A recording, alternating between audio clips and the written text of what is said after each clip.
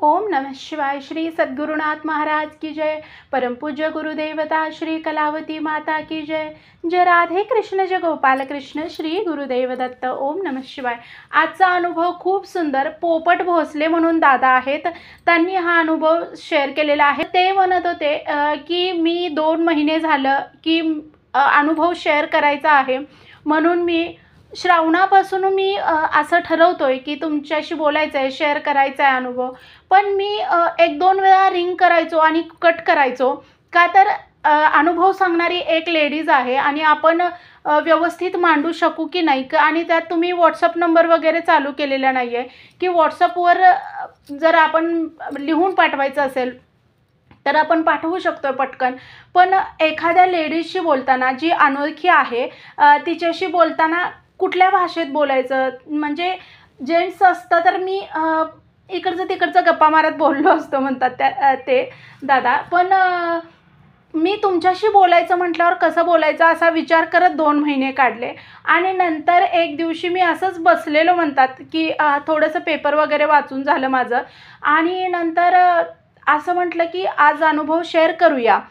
तर म्हटलं नको नको जाऊ दे असं म्हटलं आणि मग म्हटले माझं बालोपासण्याचं टाईम झालेलं होतं, तर मी ऑफिसला जायच्या आधी बालोपासना करतोय आणि मग मी घरातून निघतोय एक माल करून म्हटले।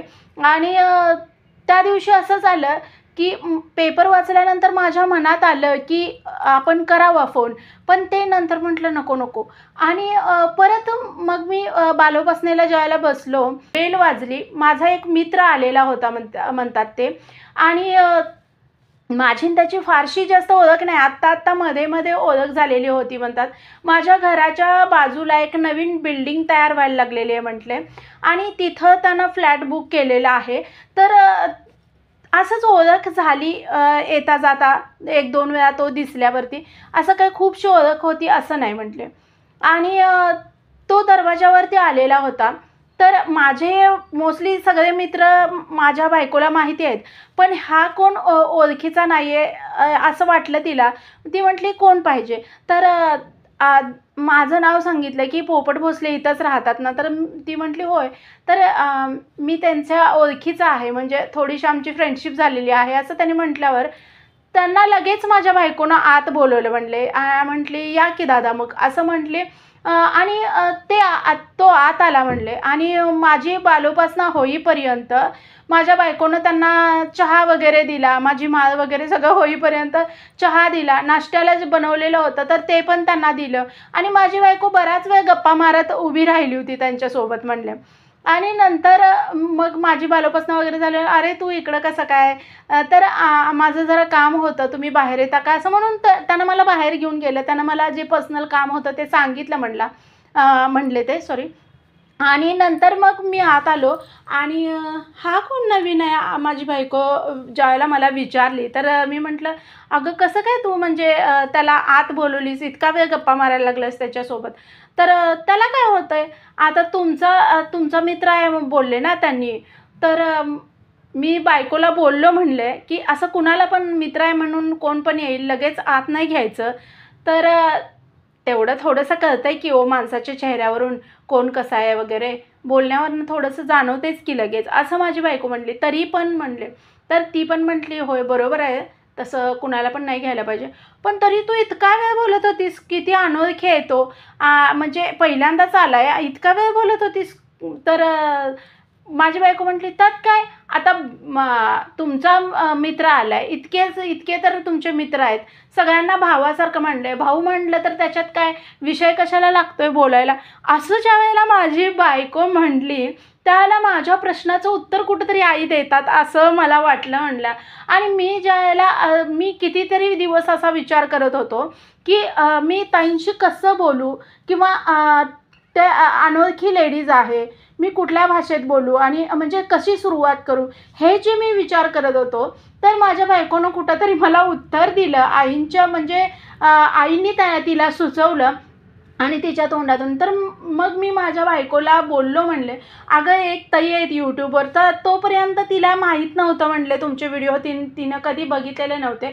तर तिला मी बोललो की अगं मला एक किती दिवसापासून प्रश्न होता की मला एका ताईला कॉल करायचा आहे आणि अनुभव शेअर करते ती बऱ्याच जणांचे यूट्यूबवर.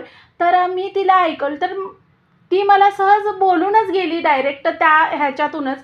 तर तिनं ऐकला एक व्हिडिओ आणि जो छोटासा होता म्हणले, तो व्हिडिओ ऐकल्यानंतर त्यात काय मग आता एवढे जण अनुभव शेअर करतात, बहीण म्हणून बोलताना त्यात काय इतका विचार करायचा आहे, असं जेव्हा ती बोलली म्हणले, त्यावेळेला मला असं वाटलं की हां, सहज आपण फोन. आणि मग मी म्हणतात की लगेच तुम्हाला दुसऱ्या दिवशी कॉल केला.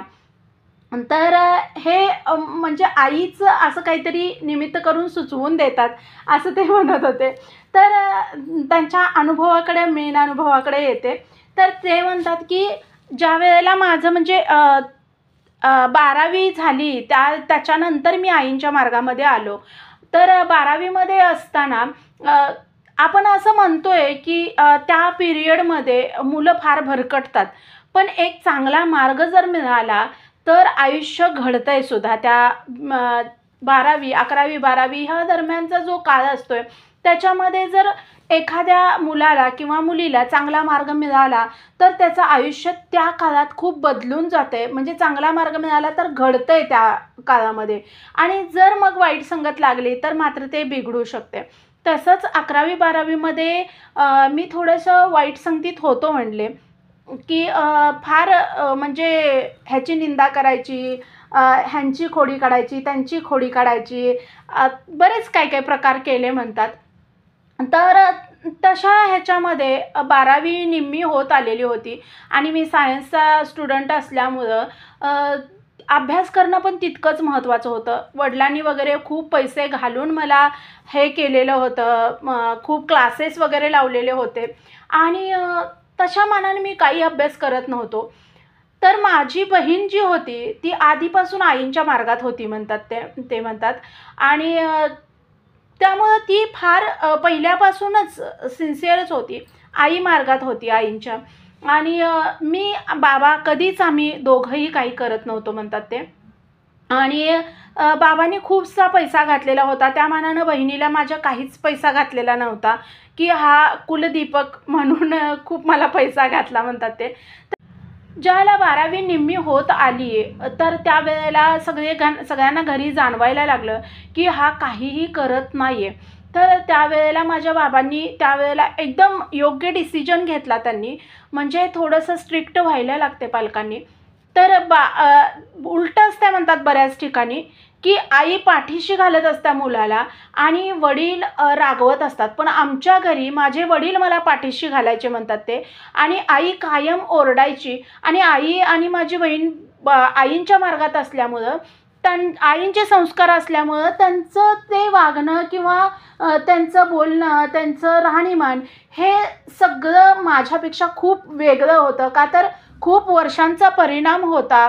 माझी बहीण माझ्यापेक्षा 2 वर्षांनं मोठी होती म्हणतात ते. तर माझ्या बहिणीला सायन्सला ॲडमिशन घ्यायचं होतं, तरी माझ्या वडिलांनी तिला कॉमर्सला घ्यायला लावलं. का तर ह्याचा पण खर्च नंतर असणार, आणि वडिलांची खूप इच्छा होती मी डॉक्टर तरी व्हावं किंवा इंजिनियर तरी व्हावं. दोन्हीपैकी एक काहीतरी चांगल्या ह्याच्यामध्ये, म्हणजे खूप चांगल्या कंपनीमध्ये कॅम्पस सिलेक्शन वगैरे माझं व्हावं, इंजिनिअरिंग जरी केलं त्यांनी, तर अशी अपेक्षा माझ्या वडिलांची होती म्हणतात.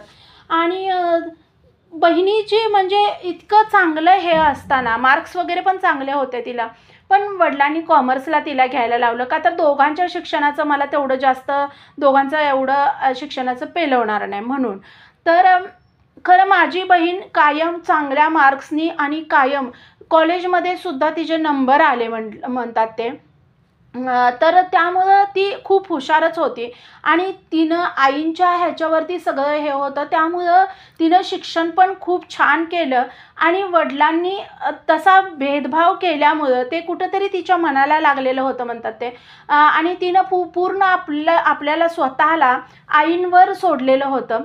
तर तिनं स्वतःच्या हिमतीवर ती जॉबला लागली. ज्यावेळी तिला कळलं की वडील मुद्दाम असं करतायत, की म्हणजे दोघांचा खर्च पेलवणार नाही वगैरे असं बोलून तिला कुठंतरी कमी हे करतायत, हे ज्यावेळेला तिला जाणवलं, तर ही गोष्ट सांगू नये म्हणतात, घरातली आहे, वडिलांचीच आहे. पण तसं झालं म्हणतात, कुठंतरी माझ्यामुळं तिचं हे झालं. पण तिनं त्यावेळेला वडिलांना सांगितली नाही म्हणले की मी कॉलेज करत जॉब करते. पण तिनं पार्ट टाईम जॉब करायला सुरुवात केलेली होती आणि तिनं स्वतःसाठी पैसा पण जमवायला सुरुवात केली होती. तिला खूपशा गोष्टी ज्या आवडत होत्या, तिनं ड्रायव्हिंग क्लासेस, 4 व्हीलर, 2 व्हीलर सगळं तिनं शिकली. बाहेरच्या बाहेरच म्हणले की आमच्या घरी कुठनं तिला सपोर्ट मिळाला नाही. त्या सगळ्या गोष्टींसाठी तिला डान्स क्लासची खूप आवड होती. तर तिनं डान्स क्लास स्वतः हे केली आणि ती स्वतः बाहेर क्लासेस घ्यायला जायला लागली. नंतर म्हणजे तिचं जे कोर्स होता तेव्हा तो पूर्ण झाल्यानंतर छोट्या मुलांचे वगैरे किंवा तिच्या ह्याच्यामध्ये कॉलेजमध्ये कुणाच्या ग्रुपचे वगैरे बसवायचे असले तरीसुद्धा ती डान्स वगैरे बसवायला लागली, त्याचे पैसे घ्यायला लागली आणि तिनं स्वतःचं अस्तित्व तिनं स्वतः निर्माण केलं. स्वतः तिनं बँकांमध्ये परीक्षा दिल्या आणि ती आईंच्या हिमतीवर ती जॉबलासुद्धा लागली म्हणतात. हे नंतरच्या गोष्टी आहेत. पण म्हणतात म्हणजे मी पुढचं आधी सांगितलं असं काहीतरी झालं. पण ते म्हणतात पण म्हणजे ते 12वीला होते त्यावेळेला ती अजून शिकतच होती. त्यांची बहीण पुढं अजून तिचं होणार होतं, म्हणजे जॉब वगैरे लागणार होता अजून. तोपर्यंत 12वीमध्ये असताना ते म्हणतात ज्यावेळेला घरी लक्षात आलं त्यावेळेला माझे वडिलांनी त्यावेळेला निर्णय घेतला की जर 12वीमध्ये तू चांगल्या मार्कांनी पास झालास, माझी जर अपेक्षा ज्या आहेत त्या पूर्ण केल्यास तर मी तुला पुढं पैसा घालेन, नाहीतर मी तुला 1 रुपयाही घालणार नाही. आत्तापासून मी तुझी फीज वगैरे भरलेली आहे क्लासेससाठी वगैरे, एवढंच काय ते परत माझ्याकडं तुझ्यासाठी पैसा नाही. आणि त्यांनी म्हणजे मंथली जे पैसे वगैरे मला सारखे देत होते ते सगळे बंद केले. वडील एकदम स्ट्रिक्ट, म्हणजे आईंनीच कुठंतरी बुद्धी दिली. का तर माझी आई डायरेक्ट बोलली की आईंनी आत्ता तरी बुद्धी दिली, बरं झालं असं वडिलांना बोलली. तर ते कुठंतरी आईंनीच आमच्या घरावर कृपा केली म्हणायचं. का तर मी फार बिघडलेलो होतो म्हणतात. आणि माझ्या वडिलांनी त्यावेळेला तो निर्णय घेतला की एकही पैसा तुला मिळणार नाही आता, आणि तुझं जर चांगलं हे झालं, नाहीतर मग तुला ज्या पद्धतीनं जॉब मिळेल तो जॉब तुला 12वी नंतर करावा लागेल. मी एकही पैसा तुला शिक्षणासाठी म्हणून घालणार नाही. आणि वडील माझे तसे एक शब्द बोलला तर तो कायमस्वरूपी खरा करणारे होते हे मला माहीत होतं. आणि मग म्हणतात माझ्या पायाखालची त्यावेळेला जमीन सरकली आणि म्हटलं आता काय आपलं खरं नाही. आणि मग मी अभ्यासाला वगैरे सुरुवात केली. पण मला माहिती होतं तेवढं माझं हे होणार नाही. तर त्यावेळेला ना मी टेन्शनमध्ये आलो, म्हणले अभ्यास करायला लागलो. ज्या वेळेला मी करतोय, आपण एखादी गोष्ट करायला लागलो की ते आईवडिलांना पहिल्यांदा जाणवते आणि आईला ते जाणवायला लागलं की हा आता थोडासा, का तर वडील फार स्ट्रिक्टली वागायला लागले होते माझ्याकडं जेवताना सुद्धा ते रागानं बघायला लागले होते. इथंपर्यंत झालेलं होतं. का तर त्यांच्या मनातून कुठंतरी मी उतरलेलं होतं, काही गोष्टी कळलेल्या होत्या घरात, असं झालेलं होतं. त्यामुळं त्या गोष्टी होत्या म्हणतात. आणि मग त्यावेळेला माझी आई जी होती त्यावेळेला तिनं माझं थोडंसं सॉफ्ट कॉर्नर घेतला माझ्या बाबतीत. म्हणली ह्या वयात चुका होतात, नाही होत असं नाही, पण आपल्याला कुठंतरी चांगला मार्ग असायला पाहिजे आपल्या आयुष्यात. जो वाईट वळणावर आपण किंवा वाईट मार्गावर गेलो तरी पण आपल्याला कुठंतरी तो मार्ग, आपला चांगला मार्ग तिथं थांबवेल आपल्याला, असा मार्ग आपल्या आयुष्यात असला पाहिजे जो तुझ्या आयुष्यात नाही आहे. आपल्या घरात आई आहेत, आपल्या घरात आपले सद्गुरू आहेत, आपल्या आयुष्याला एक चांगली कलाटणी देणारी आपली गुरुमाऊली आपल्या घरात आहे. पण तिच्याकडं बघणंसुद्धा तुमच्या नशिबात नाही आहे. इतके दुर्दैवी आहे तुम्ही बापलेक, असं आई मला बोलली म्हणतात एकदा. आणि आई मला एकदा म्हणली की हे जर पाय जर धरलेस ना तू, तर तुला आत्ता जी काळजी करायला लागलायस ना तू, की खरंच माझं हे करतील काय, आणि तुझे पप्पा कसे आहेत तुला माहिती आहे, एकदा नाही म्हणले तर तुला गौंड्याच्या हाताखाली काम करतानासुद्धा ते बघतील, पण तुला 1 रुपया देणार नाहीत, असं ज्यावेळेला म्हणले, म्हणजे आई म्हणली म्हणतात. आणि तेवढं स्ट्रिक्ट असायला पाहिजे पालकांनी, की योग्य ठिकाणी. जर मध्ये पण एक अनुभव असा आला होता, तो आता गेला लक्षातून, पण असंच काहीतरी होतं ते पण. तर त्यावेळेला योग्य निर्णय जर घेतला ना, आईवडिलांनी जर मुलगा बिघडतोय, मुलगी बिघडत्या हे ज्यावेळेला लक्षात येते त्यावेळेला कुठंतरी योग्य निर्णय, कुठंतरी कठोर झालं तर मुलांचं सुद्धा चांगलं होतंय. तर तसंच ते म्हणतात माझ्या बाबतीत झालं. आणि वडील माझ्या खाण्यापिण्यावरनं सुद्धा ज्याला बोलायला लागले, इतका लाड करणारे, मला प्रत्येक क्षणाला सपोर्ट करणारे, कधीही त्यांनी आईचं किंवा बहिणीचं ऐकलं नाही, मला प्रत्येक गोष्टीत सपोर्ट केला. ते वडील असं करताना मला वाईट पण वाटायला लागलं आणि मग मी जोमानं अभ्यासाला लागलो आणि आईशी कनेक्ट व्हायला लागलो होतो, का तर ती एक आधार होती त्यावेळेला. आणि वडील काय ऐकूनच घेत नव्हते. तर ज्यावेळेला आईशी कनेक्ट व्हायला, आई म्हटली, माझ्याकडं कुठलीही गोष्ट नाही आहे, माझ्याकडनं कुठल्याही गोष्टीची तू अपेक्षा करू नकोस. जर काही तुला आयुष्यात करायचं असेल, का तर घरातनं पूर्ण वगळल्यासारखं बहीण माझी थोडा सपोर्ट करायची म्हणले. आणि बऱ्याच वेळेला पैशाची सुद्धा तिनं कुणालाही न सांगता मला मदत केली. म्हणतात की ते पैसे तिचे स्वतःचे होते. आणि त्यावेळेला मी ज्यावेळेला तिला विचारले, हे कुणालाही ती सांगत नव्हती, फक्त आईला तिनं बोललेली होती की मी असं बाहेर हे करते वगैरे म्हणून. तर कुठनं पैसे येतात, तर मी जॉब करते. त्यावेळेला मला लाज वाटायला लागली. म्हणले की आपल्या घरातून तिला पैसे मिळत नाहीत म्हणून ती जॉब करून शिकते आणि आपण असं वाया चाललो आहे. कुठंतरी आईच्या सेवेचा पण माझ्यावर परिणाम झाला असेल. आईला कुठंतरी मनातून वाटत होतं म्हणलं की माझा मुलगा बिघडू नये, तर आईंची कृपा झाली असेल म्हणतात आईवर. आणि मग आईनं ज्यावेळेला मला बोलली की माझ्याकडनं काही अपेक्षा करू नकोस तू, आणि जर करायची असेल तर ह्या चरणाला पकड आणि तिथूनच तुला मार्ग मिळतील. ज्यावेळेला असं आई बोलायला लागली आणि खूपसे मार्ग बंद पडलेले होते. ज्या गोष्टींची घाण सवयी लागलेल्या होत्या त्या लगेच पण सुटणाऱ्या नव्हत्या. तर त्यामुळं पैसे लागायचे. बहिणीला ज्यावेळेला लक्षात आलं की हे चुकीच्या गोष्टींसाठी वापरतो, त्यावेळेला तिनं पण देणं बंद केलं. तर त्याच्यानंतर मग म्हणतात खरी परीक्षा सुरू झाली आणि त्या चुकीच्या गोष्टींसाठी पैसे मिळावे ह्या हेतूनं मी आईंच्या मार्गात आलो. म्हणजे आईंच्या मार्गात येण्याचा उद्देशसुद्धा खराबच होता असं ते म्हणतात. आणि मग अशा पद्धतीनं मग आई म्हटली, आणि आईला असं वाटत होतं की 12वीतनं कवर व्हावं, 12वीतनं व्यवस्थित चांगल्या मार्कांनी पास व्हावं, बापाचं कुठंतरी हे व्हावं म्हणून हा मुलगा करायला लागला आहे का काय आईंचं.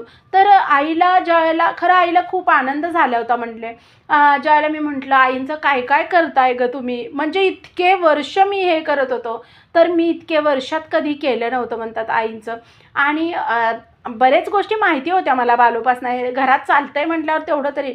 पण आई म्हटली तुला काय दुसरं काही जमणार नाही बाबा, 2 माळ करत जा सकाळ संध्याकाळ आणि बालोपासना करत जा म्हणली.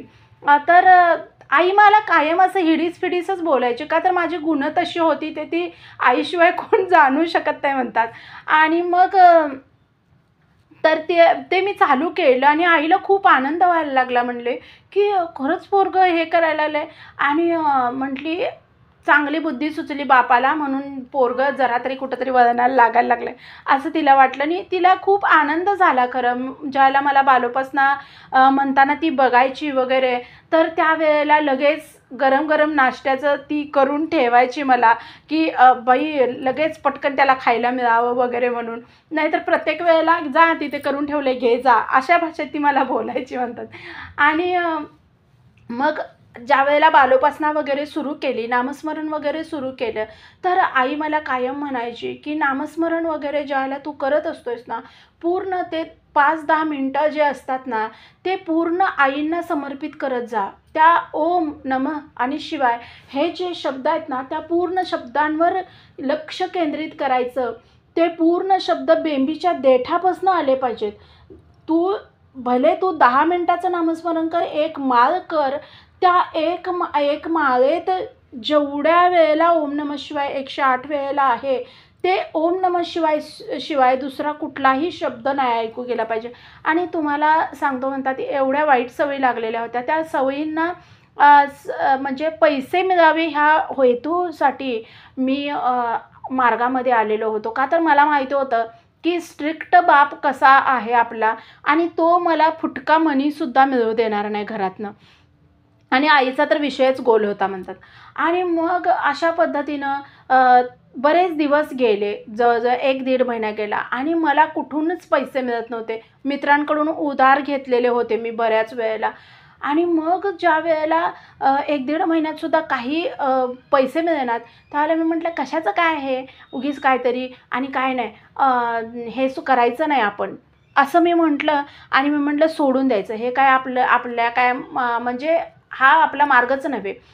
आणि मला ते करू वाटेना परत. आणि मग मी एका महिन्यानं परत सोडलं. तर आईला फार वाईट वाटायला लागलं, की मुलगा सोडायला लागला. आणि त्या दिवशी म्हणतात मी बालोपासना केली नाही, नामस्मरण केलं नाही. आई म्हटली, "काय रे आज माळ केली नाहीस, बालोपासना केली नाही?" "ए नाही, मला करायचं आता ते."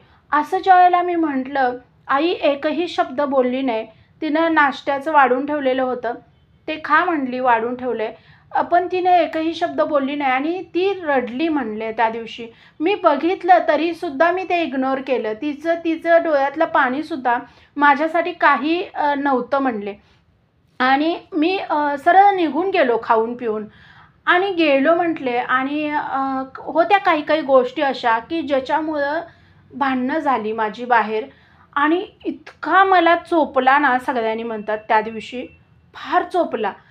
आणि म्हणजे जे माझ्या बाजूनं होते इतके दिवस, ते सुद्धा त्यात होते. हे ज्यावेळेला माझ्या लक्षात आलं आणि इतका मारलेला म्हणतात, माझं पूर्ण पाठीची वगैरे असं हे गेलेलं होतं, वरची साल गेलेली होती. शर्ट फाटून आतनं माझं हे झालेलं होतं म्हणतात. आणि इतकं मला मारलेलं आणि फार अपमान झाला म्हणतात. ज्यावेळेला ओळखीचे होते तिथं आसपास. आणि त्यात म्हणतात आमच्या शेजारचे 2 काका पण होते. म्हणजे त्यांनी तिथं टपरीवर उभा राहिलेले होते. आणि त्यांनी मला बघितलं आणि त्या पोरांना अडवलं. "अरे मारून टाकता का काय पोराला ते?" असं म्हणून घेऊन आले म्हणले घरी. आणि मला इतकं खजील झाल्यासारखं झालं म्हणले, की कधीच माझे मित्र म्हणणारी मुलं ते ज्यावेळेला होते मारणाऱ्यांमध्ये, त्यावेळेला मला फार वाईट वाटलं. म्हणजे दुसऱ्या मुलांना जाऊन ते सामील झालेत असं ज्यावेळेला मला कळलं, त्यावेळेला मला फार वाईट वाटलं म्हणले. आणि घरी आले आणि आलो तर आईनं मला बघितली तशी रडायला लागली, "अरे काय झालंय तुला?" वगैरे. तर ते काका म्हणले, "अहो पोराने मारलं याला, मारून टाकतील कुठंतरी." आणि "काय रे कशासाठी भांडणं चाललेली तुमची?" असं ज्यावेळेला हे केलं त्यावेळेला मग वडिलांना फोन करून आईनं बोलवून घेतली. वडिलांनी सुट्टी टाकली आणि वडील आले. आणि ज्यावेळेला मला त्या त्या अवस्थेत बघितले, त्यावेळेला डोक्याला हात लावून अक्षरशः खाली बसले आणि रडले माझे वडील म्हणले. आणि आई तर आधीच ऑलरेडीच रडायला लागलेली होती. आणि मग मला एवढा पश्चाताप व्हायला लागला. तर आई म्हटली, "आयुष्यभर मी सांगत राहिले, संगत चांगली पाहिजे. आयुष्यभर सांगत राहिले, मार्ग चांगला धरा. पण माझं या घरात कुणी ऐकलं नाही ना." आणि स्वतःचं शहाणपण करणारी जी लोकं असतात ना, त्यांची अशी वेळ येते त्यांच्यावर. असं रडत-रडतच माझी आई बोलली. आणि काका म्हटले, "अरे पण कशासाठी भांडत होता?" तरी पण सांगत नव्हता.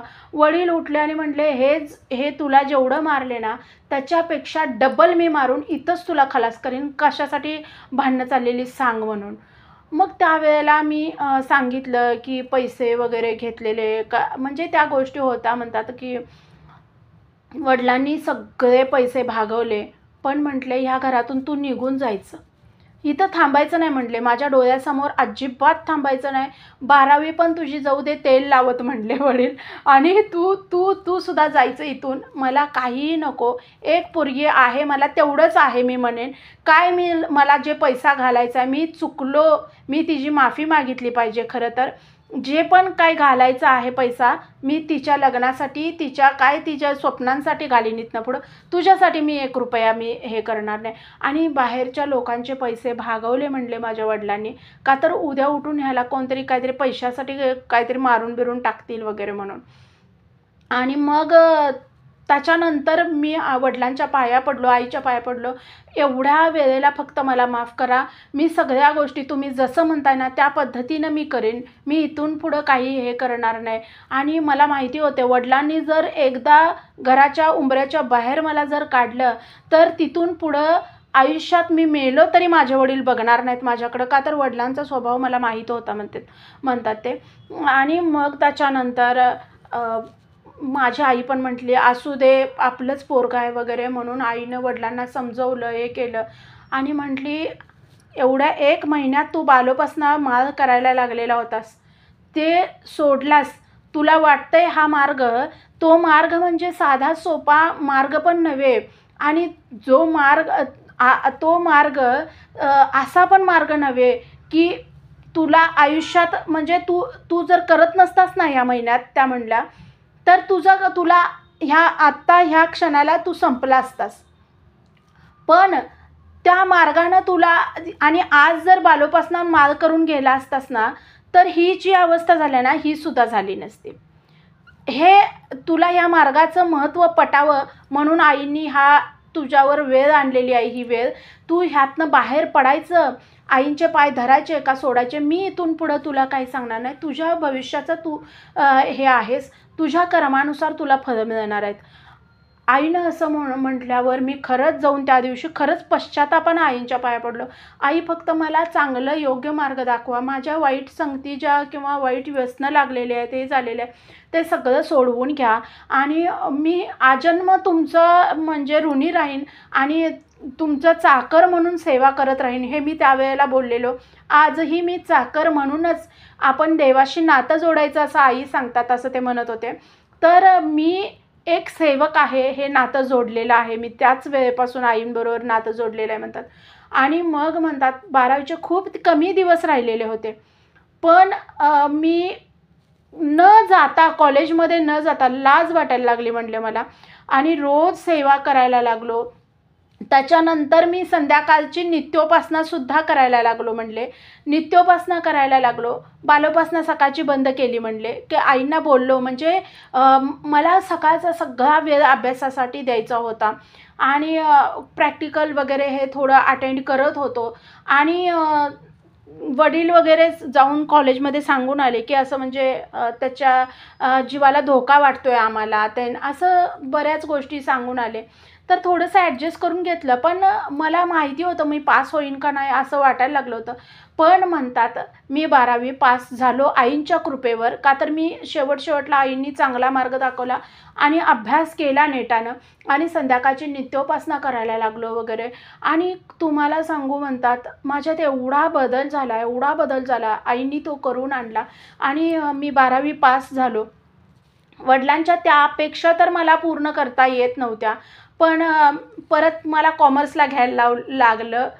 म्हणजे सायन्स वगैरे मला नाही वाटलं की परत ते हे करावं. पण कॉमर्सला घेतलं. माझी बहीण म्हटली ह्यातसुद्धा भरपूर कोर्सेस वगैरे आता आहेत वगैरे आणि तू करू शकतोयस वगैरे. म्हणून माझ्या बहिणीनं म्हटली घेणार असलास तर घे कॉमर्सला. वडिलांचा विश्वास उडलेला होता, त्यामुळं खूपसे पैसे घालायला ते तयार नव्हते. कॉमर्सला घेतलं म्हणले. बऱ्याच गोष्टी हे केल्या. बहीण तेवढ्या काळामध्ये त्याच्यानंतर 1-2 वर्षांनी बहीण लागली त्या बँकेमध्ये. त्यामुळं मी पण ठरवलं की आपण पण परीक्षा द्यायच्या वगैरे बाहेरच्या आणि हे करायचं, आपण बँकेत वगैरे चिकटायला बघायचं. आणि खरं तुम्हाला सांगू म्हणतात मी त्याच्यानंतर इतका बदललो. म्हणजे हे सगळ्या बदल आपल्यात लगेच घडत नाहीत.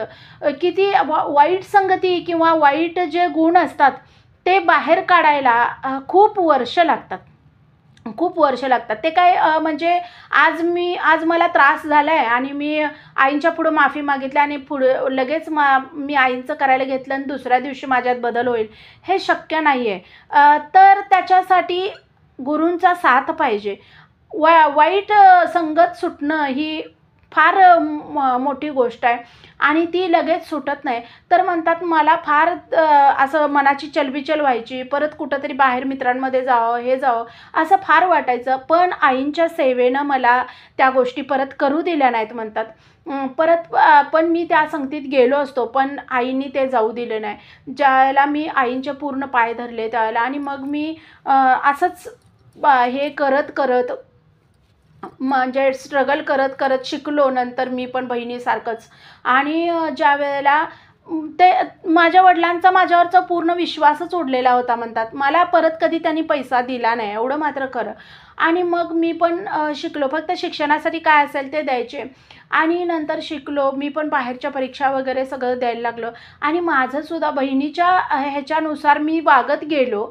बहिणीच्या म्हणजे सांगण्यानुसार मी परीक्षा देत गेलो वगैरे.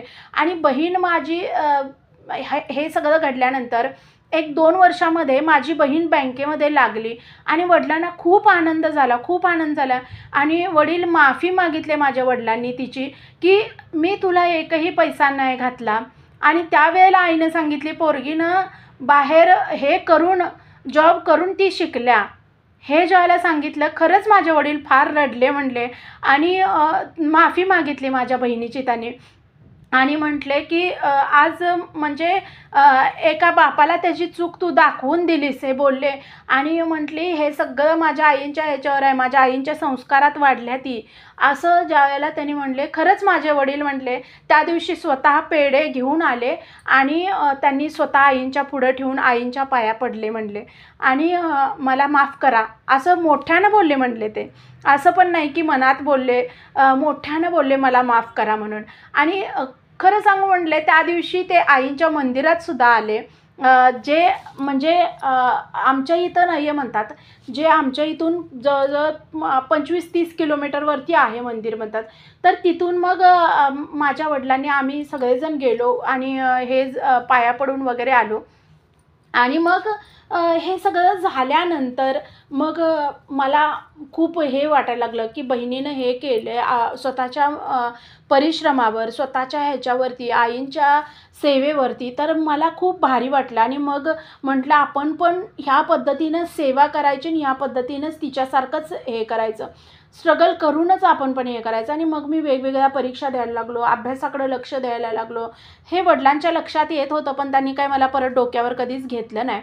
आणि नंतर मग असंच परीक्षा देत देत म्हणले मग मी सुद्धा बँकेमध्ये हे झालो. बहिणीनं सगळं मला हे केलं म्हणलं, गाईड केलं आणि माझंसुद्धा बँकेमध्ये सिलेक्शन झालं. दोन्ही पोरं बँकेमध्ये लागली. वडिलांना खूप आनंद झाला. ज्या दिवशी मला पण जॉब वगैरे लागला वडिलांना खूप आनंद झाला. त्या दिवशी मला पण जवळ वगैरे घेतलं. आणि तुम्हाला सांगू म्हणतात मी ज्या वेळेला सर्व्हिसला वगैरे लागलो त्याच्यानंतर 5-6 महिन्यातच माझ्या बहिणीचं लग्न झालं. खूप भारी तिला घर मिळालं. सगळे आईंची कृपा तिच्यावर झाली म्हणतात आणि तिला खूप भारी घर मिळालं. त्याच्यानंतर थोडे एक 3-4 वर्ष गेले. माझंसुद्धा लग्न झालं. मला चांगली अनुरूप बायको मिळाली. आई-वडिलांनी पण सगळं म्हणजे वडील पण थोडं थोडं आईंचं करायला लागलेले आता अजून पण खूप जास्त करतात असं नाही पण करतात म्हणतात. तर ह्या सगळ्या गोष्टी होत गेल्या म्हणतात. आणि मग मला सगळ्या गोष्टीतून पार होताना म्हणतात मला ज्या वेळेला हे आधीचे दिवस आठवतात त्यावेळेला असं वाटतंय की योग्य वेळी योग्य मार्गदर्शन करणारे व्यक्ती जशा आयुष्यात महत्त्वाच्या असतात. आपल्याला वाटते की व्यक्ती, पण सगळ्यात जास्त महत्त्वाची गोष्ट म्हणजे आपल्याला गुरु आयुष्यात आध्यात्मिक पाहिजेत. जसे आपल्याला शाळेतले गुरु पाहिजेत त्याशिवाय आपल्याला शाळा शिकता येत नाही, त्याप्रमाणेच आपल्याला आध्यात्मिक गुरु जर भेटले नाही तर जीवनाची शाळा आपल्याला व्यवस्थित शिकता येत नाही. आणि मेन ते आहे म्हणतात एक वेळ शाळेत नाही गेलं तरी चालेल पण आध्यात्मिक गुरु आयुष्यात पाहिजे असं म्हणतात ते. आणि आता सगळ्या गोष्टी छान झालेल्या आहेत. 2 मुलं झालेली आहेत म्हणतात, छोटी छोटी आहेत अजून. आणि सगळ्या गोष्टी व्यवस्थित होत गेल्या. आणि हेच फक्त आहे आयुष्यात की एकच मार्ग जो आहे तो आपण दृढ धरून एकदम दृढ धरून राहिलो ना, तर आयुष्यात मागं कधीही फिरायची वेळ येत नाही. कुणीही आयुष्यात हरवू शकत नाही. एवढं मात्र खरं आहे म्हणतात ते. तर असे छान-छान अनुभव सगळ्यांना येऊ देत. व्हिडिओ आवडला तर like, share and subscribe. Shri Sadgurunath Maharaj की जय. परमपूज्य गुरुदेवता श्री कलावती माता की जय. जय राधे कृष्ण, जय गोपाल कृष्ण, श्री गुरुदेव दत्त. ओम नमः शिवाय.